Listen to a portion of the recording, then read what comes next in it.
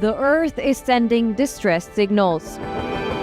Wildfires, droughts, and melting glaciers. Can we reverse the damage? Explore the harrowing effects of climate change. It's a wake-up call. Global emergency. Climate Tracker on WION World is One.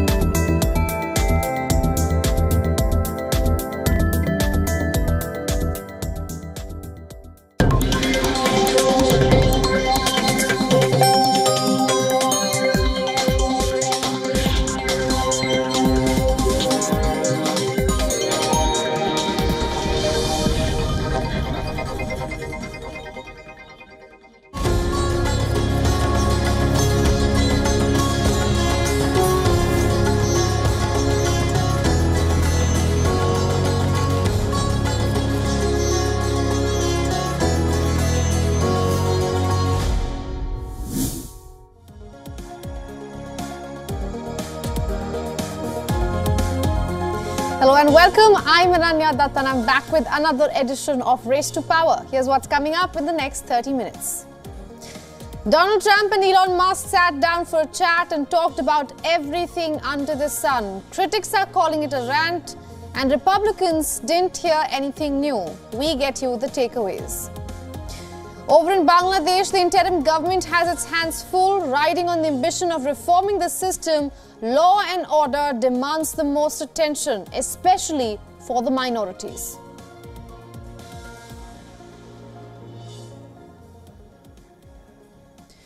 Now, there was an embarrassing technical glitch of about 40 long minutes before Elon Musk, the sponsor, sat down with Donald Trump, the nominee. The conversation went on for about 2 hours, and as promised, it was candid, but there were no new headlines. Both agreed on almost everything from immigration to election fraud to Biden's presidency. Here are a few excerpts.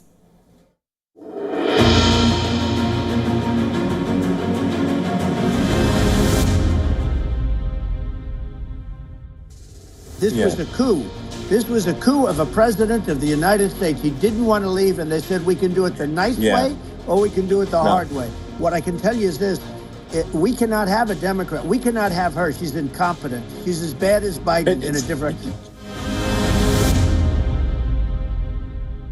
I believe it's over 20 million people came into our country, many coming from jails, from prisons, from mental institutions, or a bigger version of that is insane asylums, and many are terrorists. And I'll tell you what, they're coming not just from South America, they're coming from Africa, they're coming from all over the world. They're coming from Asia, they're coming from the Middle East, they're coming from countries that are stupidly and horribly bombing Israel October 7th.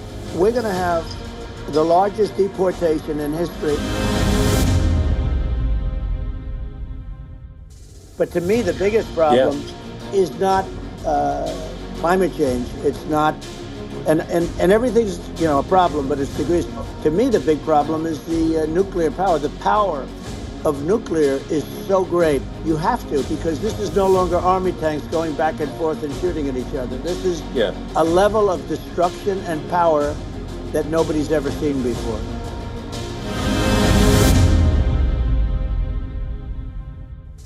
By the way, we're going back to Butler, and we're going to go back in October. We're all set up, and the people are fantastic in Butler. I think November 5th will be the most important day in the history of our country. I think that election will be the most important election.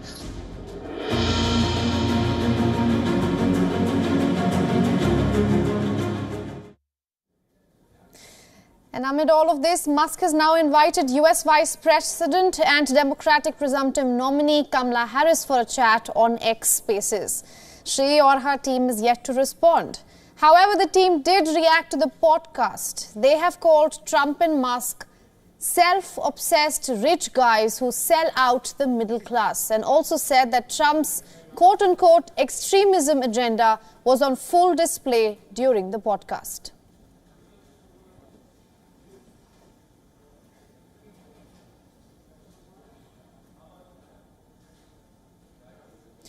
And with the US presidential polls in the next 3 months, Democrats are targeting to win support of overseas voters from the swing states for party's presidential face, Kamala Harris.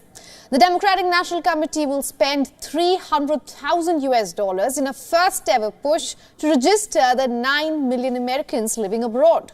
And the funding for Democrats abroad, which represents Democrats living outside the United States, will be used to pay for voter registration drives and spread information about how to vote for overseas. Now, the efforts will be focused on Mexico and Europe, where the largest number of overseas Americans live. There are over 1.6 million Americans from the battleground states of Arizona, Georgia, Michigan, Nevada, North Carolina, Pennsylvania and Wisconsin.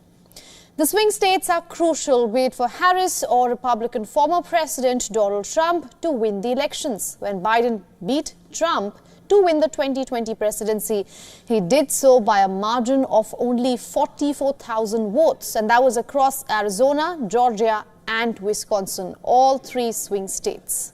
The DNC has issued a statement, and I'm quoting from that. Only 8% of Americans living outside the country had registered to vote in the 2020 elections. This election will be won on the margins, and with only 3 months until the election, every vote matters, including the votes of those who are serving or living abroad. Harris and her running mate, Minnesota Governor Tim Walz, toured multiple political battleground states last week. Remember, Harris has pulled ahead of Trump by 4 percentage points each in separate polls of voters in Wisconsin, Michigan and Pennsylvania, conducted by the New York Times and Siena College, something we got you yesterday. Now, this is a big change from polls in those swing states taken before Biden quit the presidential race last month.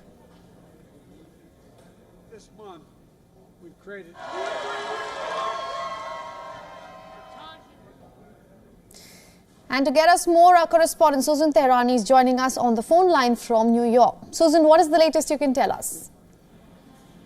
So it appears that the party is estimating that some 1.6 million Americans abroad are from those crucial battleground states this cycle, the ones that you just mentioned.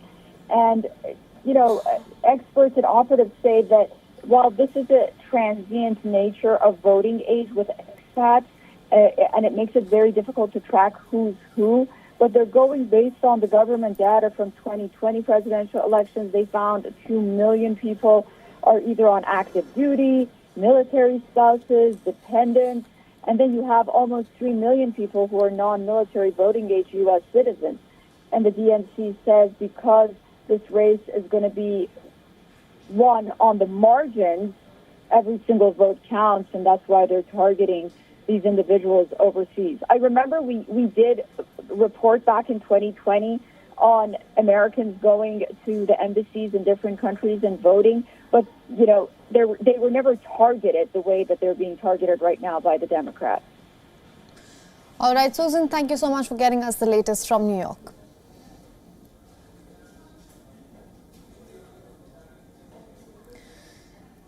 Now, it has only been a week since the 15-year Sheikh Hasina regime has been ousted in Bangladesh as the interim government gets down to business. It has assured no discrimination against Hindus in Bangladesh.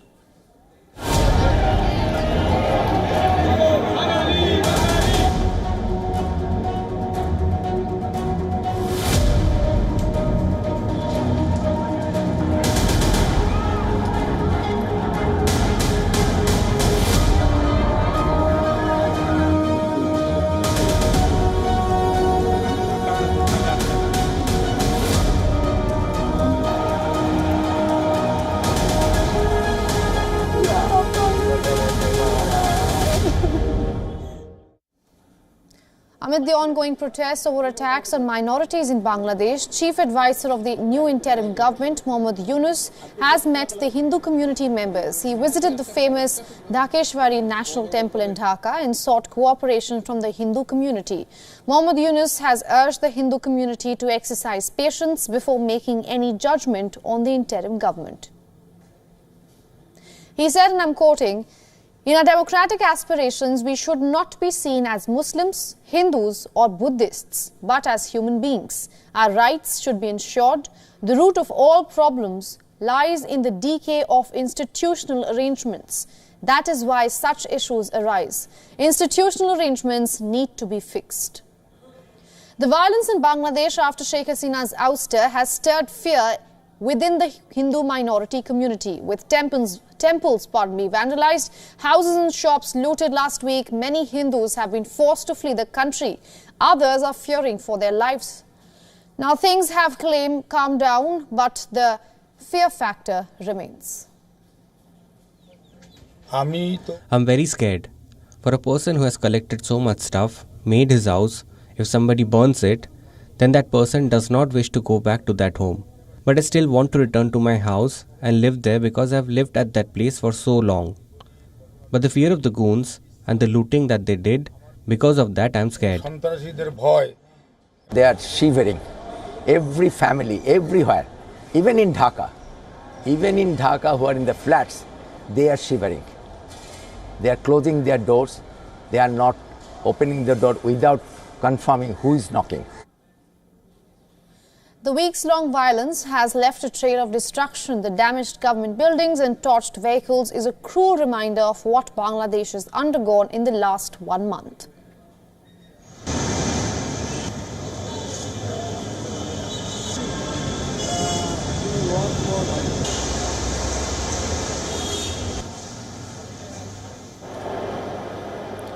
Parts of Bangladesh are now limping back to normalcy. Passenger train services has resumed after weeks-old suspension. Train services in Bangladesh have been completely shut down since August 4th after student protesters called for a nationwide strike against Sheikh Hasina's government.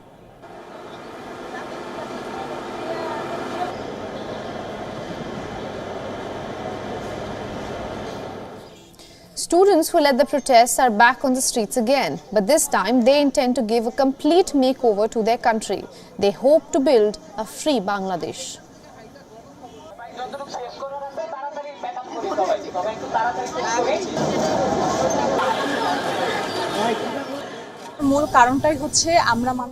The main reason we are painting these murals is that we want to deliver a message to the people that have liberated this country from a dictator, and now we have to work together. The people will see and understand these messages that if the students and all of the people work together, we can rebuild this country. Meanwhile, a court in Bangladesh has opened a murder investigation into ousted ex-Premier Sheikh Hasina and 6 top figures in the previous government over instructing the police to kill a man during the civil unrest.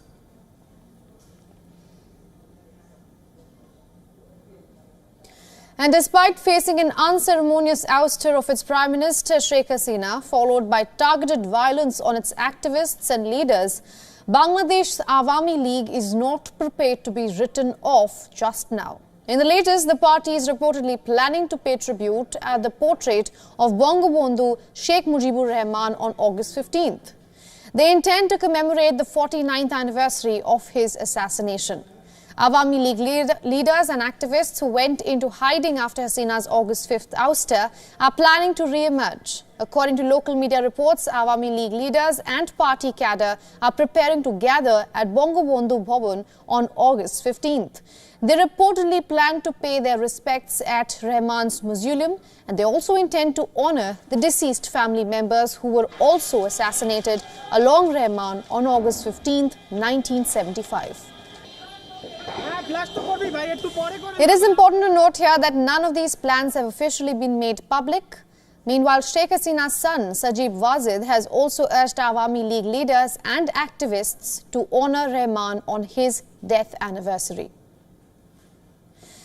Sheikh Mujibur Rahman, or also known as Bongo Bondu, was the founding father and first president of Bangladesh. He was assassinated along with most of his family members on August 15, 1975 by a group of junior officers of the Bangladesh Army who they invaded his residency as part of a coup.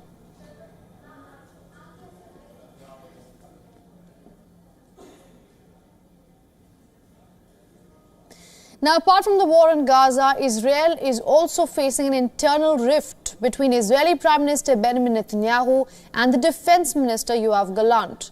Netanyahu traded barbs with his Defense Minister, underscoring the internal splits which continue to worry the government as concerns are rising of an all-out war across West Asia. According to Israeli media reports, in a private briefing for a parliamentary committee on Monday, Gallant stated that the hostage deal is being stalled due to Israel, and that while the defense establishment backs the deal, there was a lot of nonsensical talk going on about total victory. Now, Netanyahu's office issued a statement rebuking Gallant, and the statement said, and I'm reading from it, "When Gallant adopts an anti-Israel narrative, he harms the chances of reaching a hostage deal." Bibi further went on to state that it wasn't Israel, rather the Hamas chief Yahya Sinwar, who was hampering chances at a hostage deal.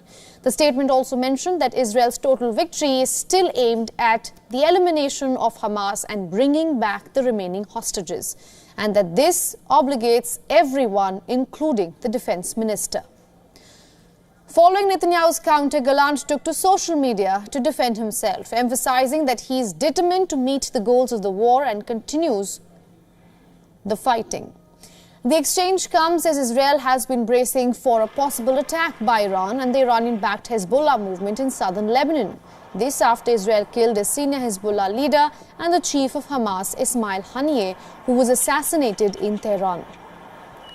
The public reprimand of Gallant, who has repeatedly clashed with Netanyahu and the nationalist religious parties in his coalition, was the latest episode of internal strife that has persisted since the government took office in the year 2022.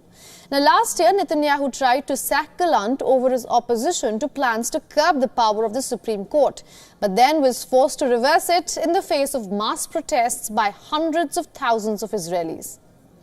Commenting on the very public row between both Israeli politicians, Hamas's leader Izzat al-Rishq stated that Gallant's admission backed what the group has been saying all along, that Netanyahu has been lying to the world and to the hostages' families, and that he did care about the hostages' lives, not wanting to reach an agreement.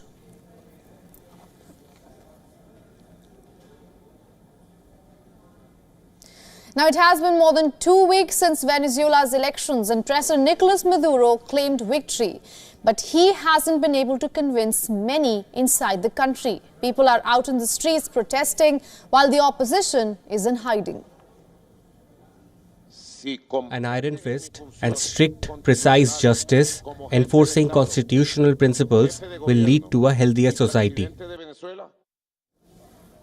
The Venezuelan president has called for an iron fist policing at a time when official protest death toll rose to 25. Observers reported a brutal security force crackdown with more than 2,000 arrests. Now, even before the elections, there were concerns of rigging. Marina Corina Machado won the primary with 93% of the votes, but was barred from running. And that's when Edmundo Gonzalez came to the fray. The 74-year-old diplomat turned politician was the face of the opposition. His party claimed that Gonzalez won 2/3 of the votes. But since the elections, the opposition has been on the run, claiming a threat of arrest. Where is Mr. Edmundo Gonzalez Urrutia? Where is he hiding? Why is he fleeing? Why is he afraid? Why doesn't he face the consequences? Where is the chief fascist, Mr. Machado, who orders killings, orders assassinations, organizes little commandos, and then claims responsibility for them? Meanwhile, Venezuela's opposition has called for worldwide protests on August 17th. Today I want to talk to you who does not recognize yourself in this Venezuela we are living in, who has a family member, a very dear friend, separated by distance, who is tired of living without electricity, without water, of not knowing what you are going to eat, who was persecuted for saying what you think. Let's now shift our focus to South Africa. The mayor of South Africa's powerhouse city, Johannesburg, has resigned after months of political wrangling and anger about the dilapidated state of the vast African economic hub. The resignation of Kabelo Gwamanda, who held the job for less than 15 months, means the city of at least 4.8 million people will get its 8th mayor in 5 years when his replacement is installed. Gwamanda has been under huge pressure to quit. His resignation follows mounting pressure from those within his coalition, opposition parties and civil society. Residents have been angry over poor delivery of services amid rising tariffs and deteriorating infrastructure. For over a year, the city of Johannesburg, which has a highly fragmented council, has been led by a coalition comprising the ANC, Economic Freedom Fighters, Patriotic Alliance and other smaller parties. Gwamanda is a member of Al Jama party. Now, sources within the political space say that the new mayor may come from the ANC, with former mayor Dada Morero being one of the potential candidates. Remember, ANC has 91 of the 200 seats within the council.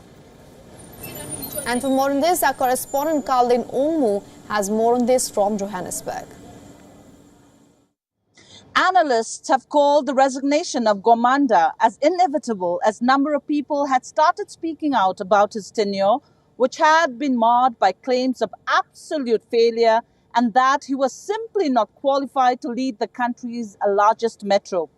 On one hand, there are people who are optimistic that things are going to change in the city for better, while there are others stating this is yet another symbol of instability in Johannesburg. Gwamanda was the 9th mayor of the country's economic powerhouse since the 2016 local government election and the 5th since 2021. This is Carlin Onmu from Johannesburg, South Africa for WION World is One. Let's shift focus to Thailand now, where the Prime Minister faces a possibility of ouster by the country's constitutional court. Prime Minister Srettha Thavisin is facing charges of breaching the constitution over a cabinet appointment. The complaint was launched against Thavisin by the 40 military-appointed senators, and the Constitutional Court of Thailand is set to give its verdict on the 14th of August. Prime Minister Thavisin is accused of violating ethics rule over the appointment of Pichud Chuban, a close associate of former Prime Minister Thaksin Shinawatra, as a minister. Pichud was jailed in a corruption-related case in 2008 for 6 months, and the Constitutional Court is hearing the case despite his resignation. Just last week, the same court disbanded the Move Forward party, which won the elections last year. In its ruling, the Constitutional Court barred Move Forward party's main faces from politics for about a decade, and Thailand has seen recent turbulent political times followed by 10 years of military rule. 3 elected governments have been deposed in the last 8 years alone. With the ruling of the Constitutional Court, Thailand can be pushed towards more political instability.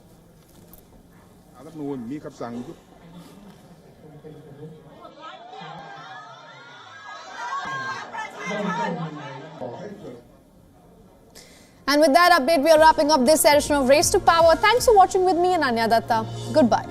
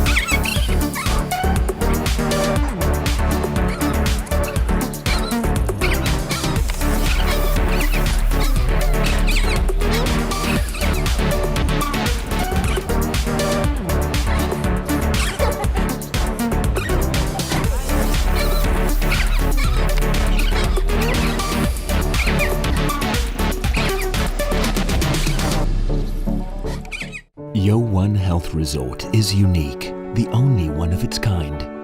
Experience the 4 paths of natural wellness: yoga, Ayurveda, acupuncture, and naturopathy. Each uniquely customized program improves the whole person to make every person whole. Come to WION Health Resort. Make your reservation at yowon.com.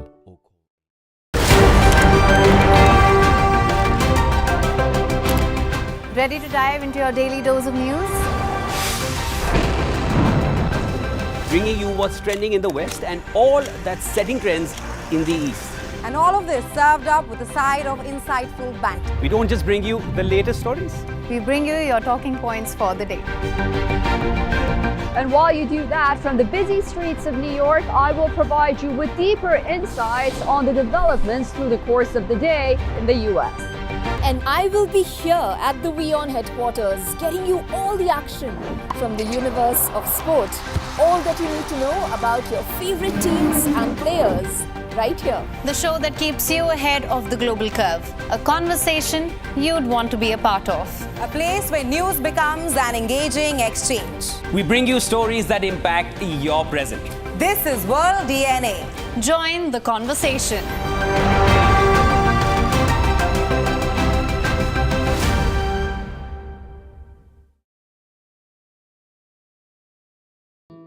Namaste. Hello, friends. We did Dr. Subhash Chandra show, popularly known as DSC show, for 4 years, from August 2014 to August 2018. 28 states of Bharat. Of course, we reached out to all of you in 190 countries across the world. The show was very successful. Each episode was being watched by almost 25 million people every week. For past 6 years, the demand of the show has never died down. People write to us, people ask for the show to restart again. Hence, we are beginning the show once again on All Z Network, also on WION, which is the global network channel from India. Again, thank you for your love and affection. See you soon at Subhash Chandra Show.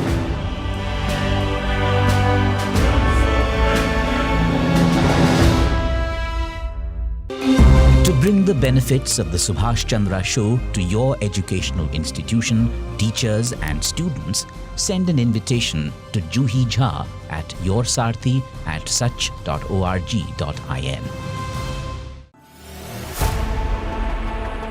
Know more, understand better, think ahead. Hello and a very warm welcome. You are watching Gravitas with me, Molly Gambhir.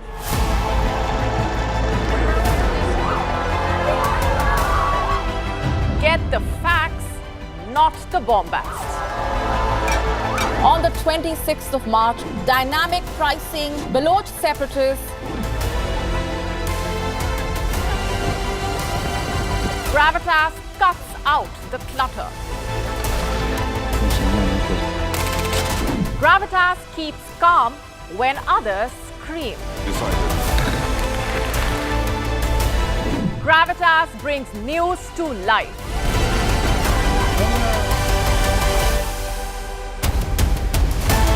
Weekdays, 9 p.m. IST, 3:30 p.m. GMT. Gravitas. Seeing is believing.